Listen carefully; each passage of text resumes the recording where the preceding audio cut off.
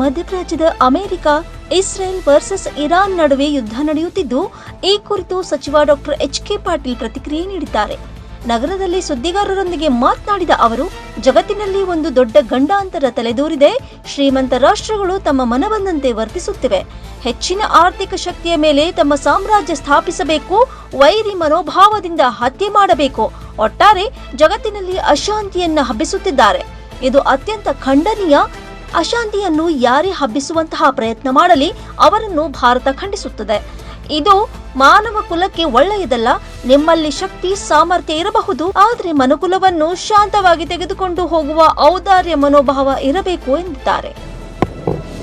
ಜಗತ್ತಿನಲ್ಲಿ ಒಂದು ದೊಡ್ಡ ಗಂಡಾಂತರ ತಲೆದೋರಿದೆ. ಶ್ರೀಮಂತ ರಾಷ್ಟ್ರಗಳು ತಮ್ಮ ಮನಬಲ್ಲಂದಂತೆ ವರ್ತಿಸೋದಕ್ಕೆ ಪ್ರಾರಂಭ ಮಾಡಿದ್ದಾರೆ. ಹೆಚ್ಚಿನ ಆರ್ಥಿಕ ಶಕ್ತಿಯ ಮೇಲೆ ತಮ್ಮ ಸಾಮ್ರಾಜ್ಯವನ್ನು ಸ್ಥಾಪಿಸಬೇಕು. ವೈರ ಮನೋಭಾವದಿಂದ ಹತ್ಯೆ ಮಾಡಬೇಕು. ಒಟ್ಟಾರೆ ಜಗತ್ತಿನಲ್ಲಿ ಅಶಾಂತಿಯನ್ನು ಇವತ್ತು ಹಬ್ಬಿಸ್ತಾ ಇದ್ದಾರೆ. ಇದು ಅತ್ಯಂತ ಖಂಡನೀಯ. ಅಶಾಂತಿಯನ್ನು ಯಾರೇ ಹಬ್ಬಿಸುವಂಥ ಪ್ರಯತ್ನ ಮಾಡಿರಲಿ, ಅವರನ್ನು ಭಾರತ ದೇಶ ಖಂಡಿಸ್ತದೆ. ಇದು ಮಾನವ ಕುಲಕ್ಕೆ ಒಳ್ಳೆಯದಲ್ಲ. ನಿಮ್ಮಲ್ಲಿ ಶಕ್ತಿ ಇರ್ಬೋದು, ಸಾಮರ್ಥ್ಯ ಇರ್ಬೋದು, ಆದರೆ ಮನುಕುಲವನ್ನು ಶಾಂತವಾಗಿ ತೆಗೆದುಕೊಂಡು ಹೋಗುವಂಥ ಔದಾರ್ಯತೆ ಮನೋಭಾವ ಇರಬೇಕು. ಅದಕ್ಕೇ ನಾವು ನಮ್ಮ ದೇಶದವರು ಈ ವಿಶ್ವಶಾಂತಿಗಾಗಿ ಇಷ್ಟು ಹೋರಾಟ ಮಾಡ್ತಾ ಇರೋದು. ವಿಶ್ವಶಾಂತಿ ಮತ್ತೆ ಸ್ಥಾಪನೆ ಆಗಬೇಕು.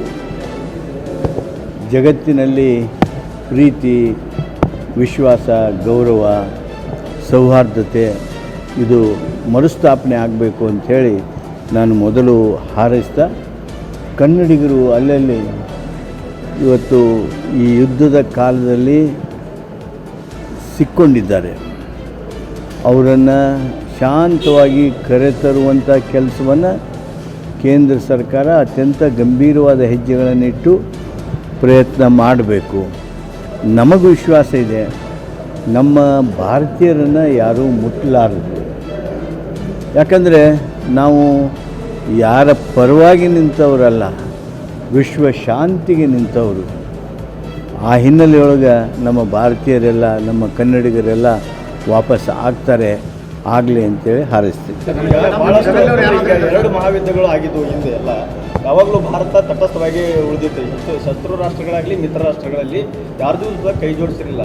ಕೇಂದ್ರ ಸರ್ಕಾರಕ್ಕೆ ಯಾವ ರೀತಿ ನೀವು ಮೆಸೇಜ್ ಕೊಡ್ತೀರಿ? ನೋಡಿರಿ, ನಮ್ಮ ದೇಶ ಪಂಚಶೀಲ ತತ್ವಗಳಲ್ಲಿ ವಿಶ್ವಾಸ ಇಟ್ಟಿರ್ತಕ್ಕಂಥ ದೇಶ. ಶಾಂತಿಯತ್ತ ನಮ್ಮ ಒಲವು. ಆ ಹಿನ್ನೆಲೆಯೊಳಗೆ ಶಾಂತಿಗೆ ಯಾರ್ಯಾರು ಒಲವು ತೋರಿಸ್ತಾರೆ ಅವ್ರಿಗೆ ಬಲ ತುಂಬೋದಕ್ಕೆ ನಾವು ಪ್ರಯತ್ನ ಮಾಡಬೇಕು ಅಂಥೇಳಿ ನಾನೊಬ್ಬ ಭಾರತೀಯನಾಗಿ ಕೇಂದ್ರ ಸರ್ಕಾರಕ್ಕೆ ಒತ್ತಾಯಿಸ್ತೇನೆ. ಯಾಕಂದರೆ ಇತ್ತೀಚೆಗೆ ಸೆಂಟ್ರಲ್ ಗೌರ್ಮೆಂಟ್ ಅಥವಾ ಮೋದಿ ಆಗಿರ್ಬೋದು, ಅಮೆರಿಕ ಅಥವಾ ಇಸ್ರೇಲ್ ನೋಡಿ, ಈ ಸಂದರ್ಭ ಅಲ್ಲ. ಮೋದಿಯವರ ಆಲೋಚನೆ ಏನು, ಮೋದಿಯವರ ಹೆಜ್ಜೆಗಳೇನು, ಅವರು ದುಬೈ ಬಗ್ಗೆ ಏನಂದರು, ಇರಾಕದ ಬಗ್ಗೆ ಏನಂದರು, ಇರಾನದ ಬಗ್ಗೆ ಏನಂದರು, ಅವು ಯಾವನ್ನೂ ಚರ್ಚೆ ಮಾಡೋ ಸಮಯ ಇದಲ್ಲ. ಕೇಂದ್ರ ಸರ್ಕಾರ ವಿಶ್ವ ಶಾಂತಿ ಮರುಸ್ಥಾಪನೆಗಾಗಿ ಏನು ಹೆಜ್ಜೆಗಳನ್ನು ಇಡಬೇಕು, ಆ ಸ್ಪಷ್ಟ ಹೆಜ್ಜೆಗಳನ್ನು ಇಡಬೇಕು ಅಂತ ಒತ್ತಾಯಿಸ್ತೇನೆ. ಇಲ್ಲ, ನನಗೆ ವಾರ್ತೆ ಬಂದ ಹಾಗೆ ನಮ್ಮ ಜಿಲ್ಲಾ ಆಡಳಿತ ನನಗೆ ಕೊಟ್ಟಿರ್ತಕ್ಕಂಥ ಮಾಹಿತಿ ಇವಾಗ ಗದಗಿನವರು ಇನ್ನೂವರೆಗೆ ಯಾರೂ ರಿಪೋರ್ಟ್ ಆಗಿಲ್ಲ. ಹಂಗೆ ಏನರ ಆದರೂ ನಾನು ನಿಮ್ಗೆ ರೈಸ್ ಆಫ್ ನ್ಯೂಸ್ ಗದಗ್.